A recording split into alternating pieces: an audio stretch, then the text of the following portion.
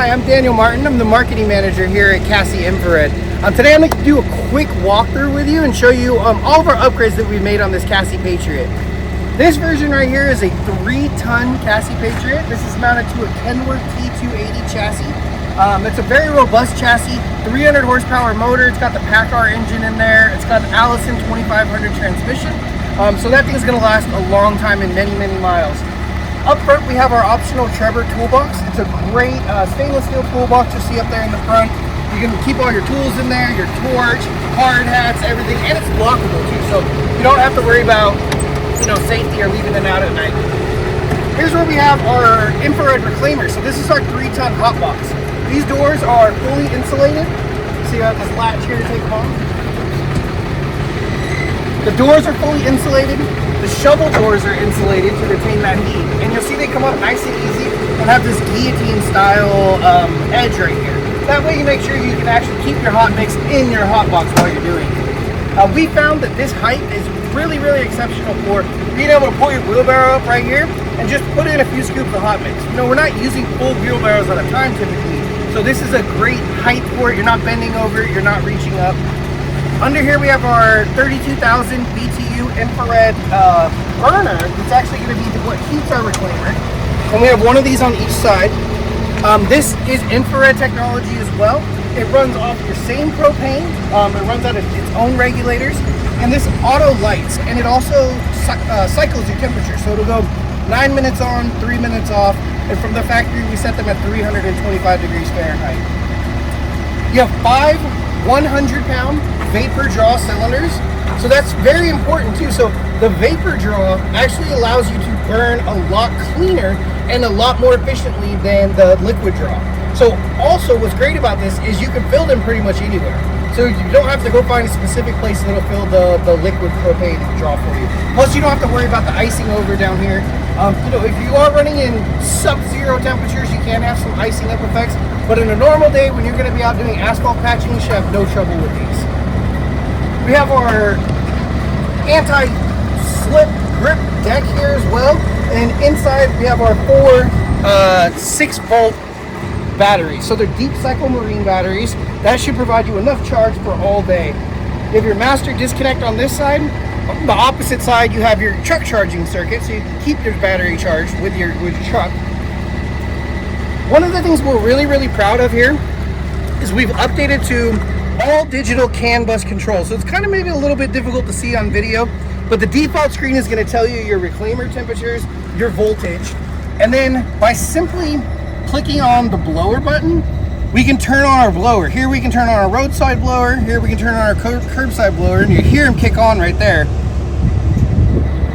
And by simply going back, and then we have our reclaimer controls here where we can adjust our set points and adjust our on-off times if we have a different preference.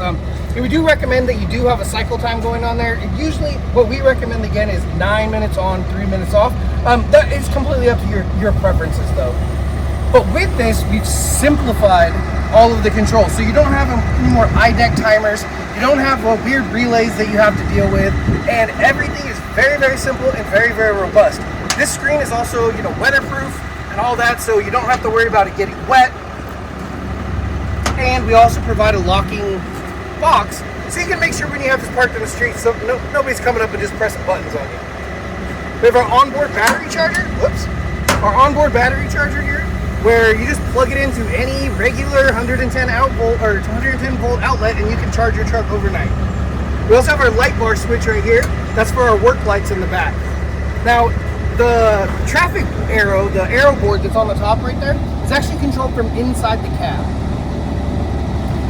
Here we have our onboard roller storage too, so it's a Vibeco roller.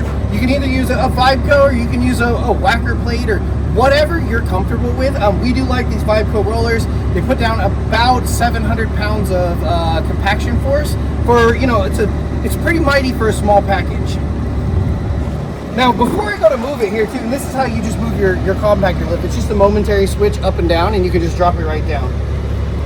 One of the things that we're truly proud of and that we've upgraded and really, really come a long way with this Patriot design is our chamber lift. So no more do you have a sliding tube or sliding bar. We still have 4 cylinders, But I'm going to demonstrate this for you, just how smooth this actually is. So here we're just going to go ahead, you can see I already have it off the cleats. I'm going to go ahead and put it down. And you can see how smooth that operates. And then here, of course, we have our elevator where we can go up or down. So there you can see I'm going down all the way. Maybe I have some rubber material, some crack fill, that kind of thing, and I want to make sure I get it off. I can definitely move it up like that. See, we're on a little bit of an angle here too, so it kind of matching the truck. But it gives you a lot of flexibility, and it's very, very safe. You know, you should never, of course, stand underneath a lit chamber. It's not where you want to be if something happens, but with this robust system, it would take a lot of points failing at once for it to ever come down on you.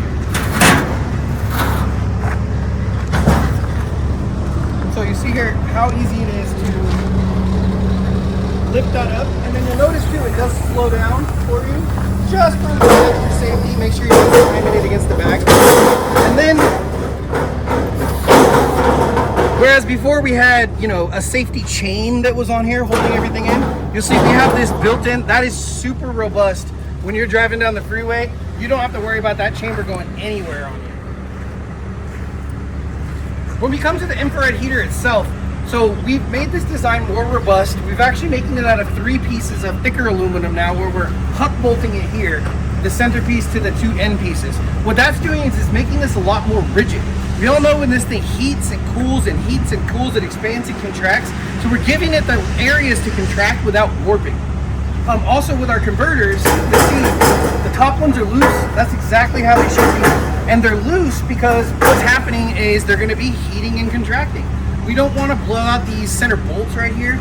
This union is probably the most solid piece where you have it on here, but of course this is feeding from your gas manifold. Now, another thing too on this is this manifold is a newer design too.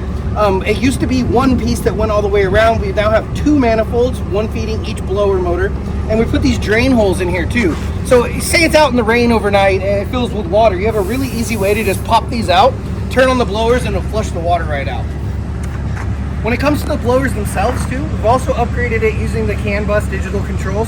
We've removed the pressure switches, and instead of the pressure switches for safety, we're actually reading the RPM of the blower motors, which is a lot more accurate, gives us a lot of flexibility and adjustment, but also ensures that we're still safe at the same time. And there's no way to bypass it like we could pressure switch. So that's the Cassie Patriot in a nutshell.